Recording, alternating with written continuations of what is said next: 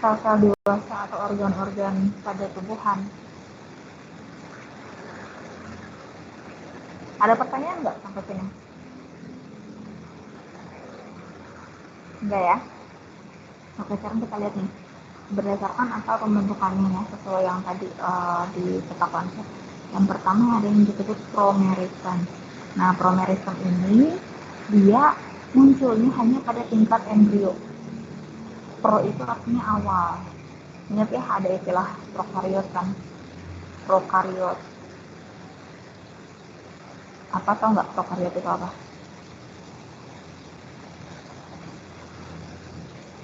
Yang nggak ada inti membran sel. Iya betul, tidak ada membran inti.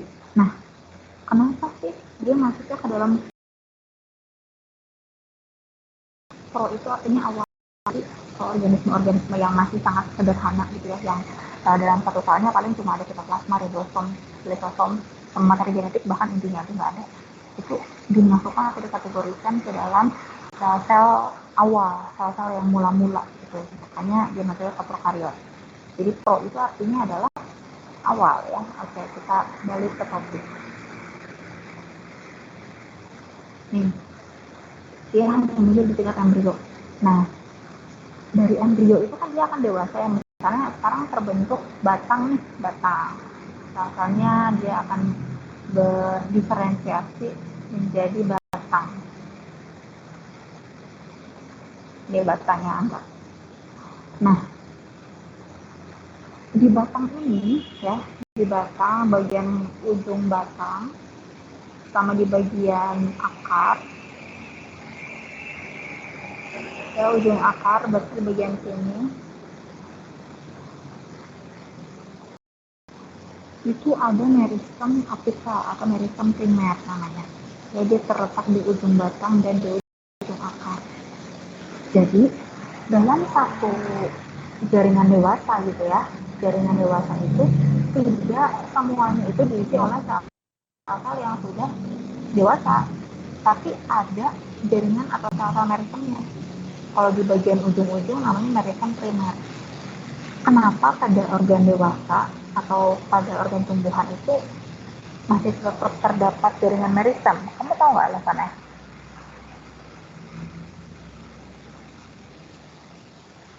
Tahu nggak kenapa? Supaya pintar. Ini ya, tujuannya untuk regenerasi. Yang ini nih.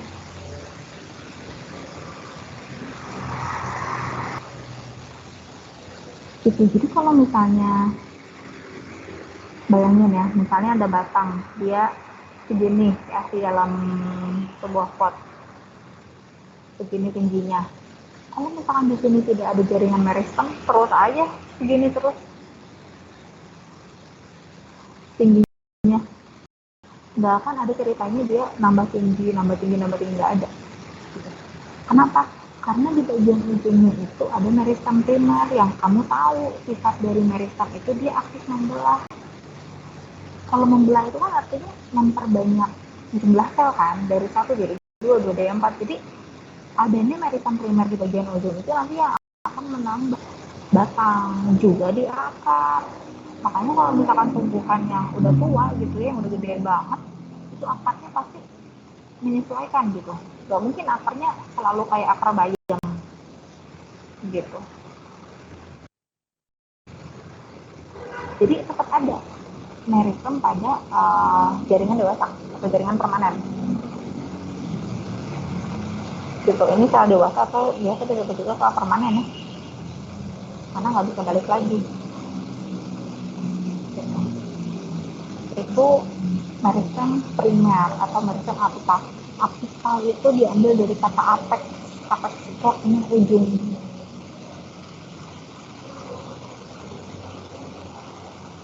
Gitu. Nah, di bagian ujung-ujung atau di apex ujung batang misalnya ya, ada yang namanya auksin.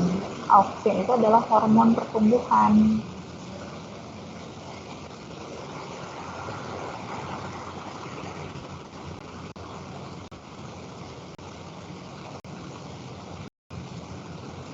Makanya kamu ketahuan nggak sih kalau tanaman itu dia biasanya menjauhi arah datang matahari pertumbuhannya. Misalnya saya punya tanaman ya, ini matahari. Nah, ketika tumbuhan itu tumbuhnya udah kesini ya, dia pasti akan belok ke sana arahnya. Karena apa? Karena sinar matahari ini dia menghambat auksin.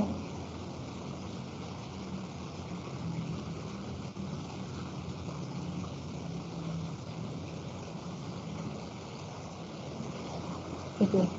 Jadi di sini ketahan nih pertumbuhannya, sehingga pertumbuhannya akan ke samping. Kenapa? Karena meristemnya itu akan terus membelah, tapi kalau bagian sini ketahan, jadinya kan dia akan ke samping, gitu, ke bagian yang si oksinya tidak terhambat, makanya belok tanamannya, gitu.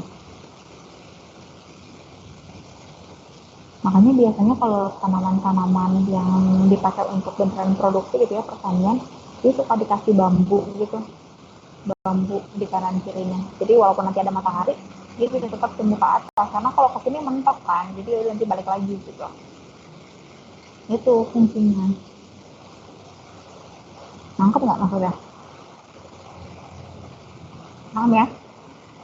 Nangkep, Bu. Ya, lanjut ke meristem sekunder. Meristem sekunder ini dia berada pada jaringan yang telah berdiferensiasi atau jaringan dewasa. Nah, tadi ya, saya balik dulu ke sini. Kemampuan tutup potensi itu dia akan mengakibatkan diferensiasi sel.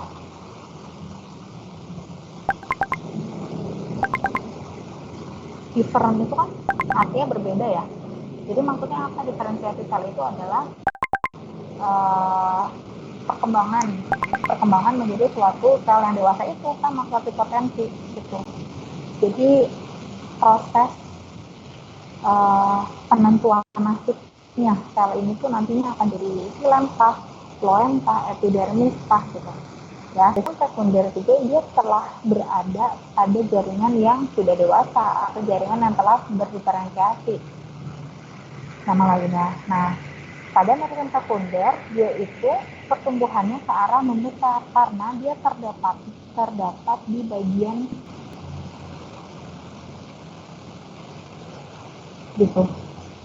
Sebetulnya konsepnya sama sih, mau dia ada di bagian mana gitu ya, yang namanya meristem dia aktif membelah gitu. Nih bayangin, kalau misalkan meristem primer kan dia aktif membelah sehingga bisa menambah panjang batang sama panjang akar, karena dia adanya di ujung-ujung.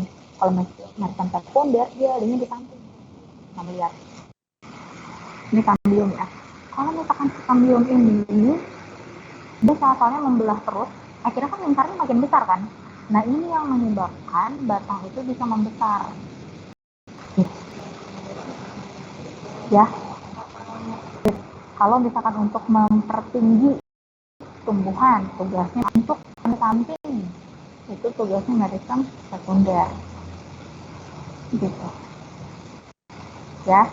Meristem primer dan meristem sekunder dua-duanya terdapat pada jaringan yang telah berdiferensiasi. Batang juga kan jaringan yang sudah dewasa, akar juga.